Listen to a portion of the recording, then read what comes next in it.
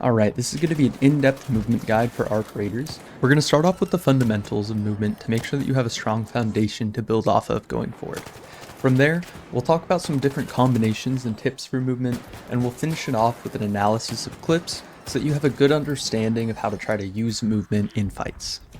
First, let's discuss building and keeping momentum. When going from walking to running, it will take time to build momentum. Once at full speed, you can break this momentum through sharp turns. You can avoid this issue by making wider movements when attempting to get around a corner or turn around. You will want to keep this in mind when attempting to execute movement going forward. Let's talk about slides. When sliding, you have varying distances that you can get based off the momentum that you get prior to the slide. In most cases, you want to reach full sprint speed to achieve a maximum distance slide. Next, let's talk about rolls. You have two different types of rolls, your full distance sprint roll and a much shorter walk roll. Both of these rolls do take up the same amount of stamina, so you almost always want to use the sprint roll.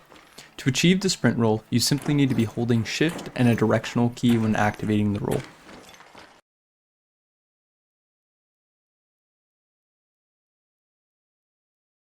We also need to discuss vaulting. Vaulting works a little bit strangely in this game, differently from others. In many games, the camera position and vault input are required to activate this movement. However, in ARC, the direction you are facing has no impact on the activation of this movement. A directional input combined with vault input is required. This means that you can vault from your left to your right without facing the ledge. The one exception to this is if you are falling onto a ledge, pressing space without a directional input will actually grab the ledge.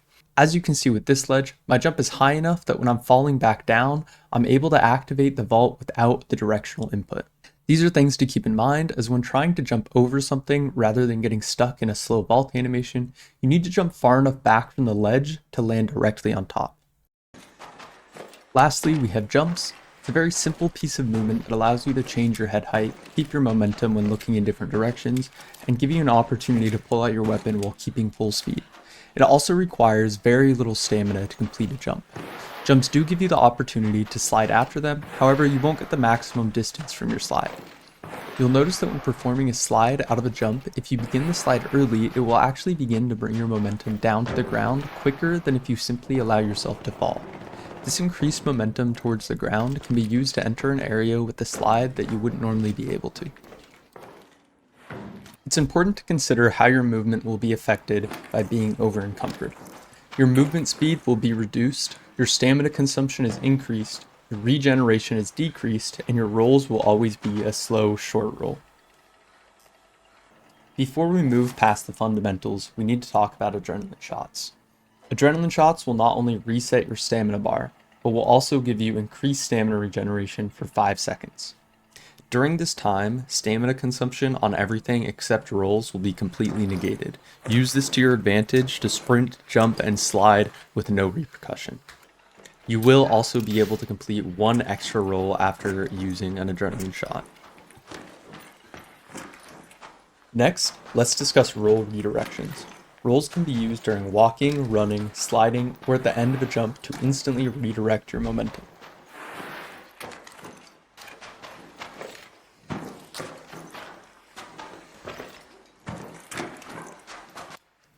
You can use this redirection to peek and quickly regain cover, likely avoiding damage.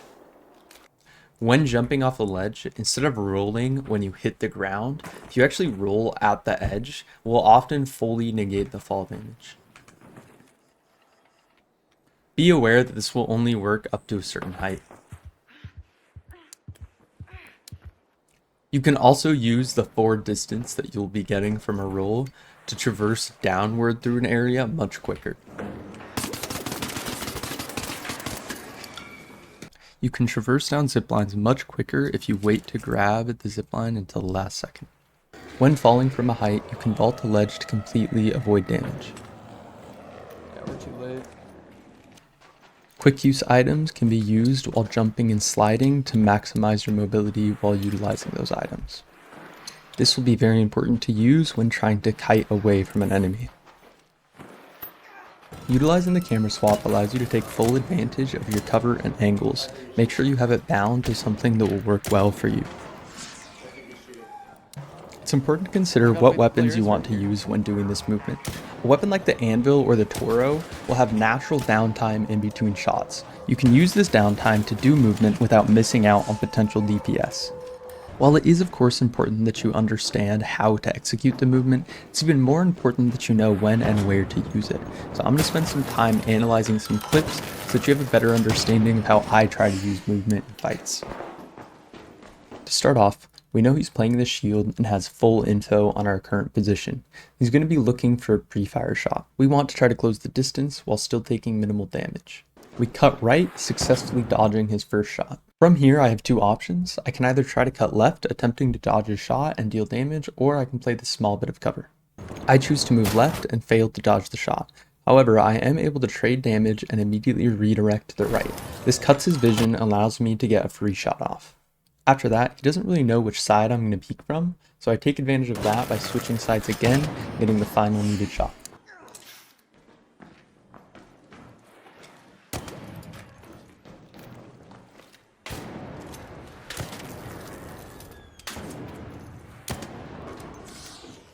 GG. In this clip, I already have information on where this player is, so I go with a safe slide peek that I can instantly redirect out of. I connect the shot, so I switch to the right side to push my health advantage and make sure that he doesn't run. I know this player has information on me, so I jump to try to avoid a pre-fire shot, and then follow it with a slide that I can easily redirect out of in case I take too much damage. I deal enough damage without taking any, so I can simply follow it up to finish off the kill.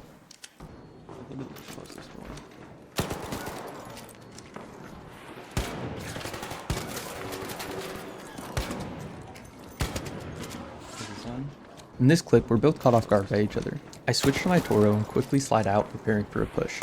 I miss my first shot, but immediately redirect to the left, managing to get good damage off and dodge shots. I quickly switch back to the right side, blocking his information as I'm behind cover, allowing me to get another shot in before redirecting and matching his movement so that he doesn't have cover and getting a final shot in. It's important to not only use movement reactively, but also proactively. In this area, it's common for a player to be in this back hall, so I'm using movement and cover to try and cross this area and close the distance while taking minimal damage and potentially baiting out shots from this player. I'm constantly switching what side I'm on and always prepared for the potential of being peeked. This is something you're going to want to start doing, especially in the areas where you suspect a player might be. Remember that movement is not just about mechanical skill. How you choose to use it often matters more than perfect execution of these techniques. I hope you enjoyed this video and learned something new about movement in Arc Raiders. Thank you for watching.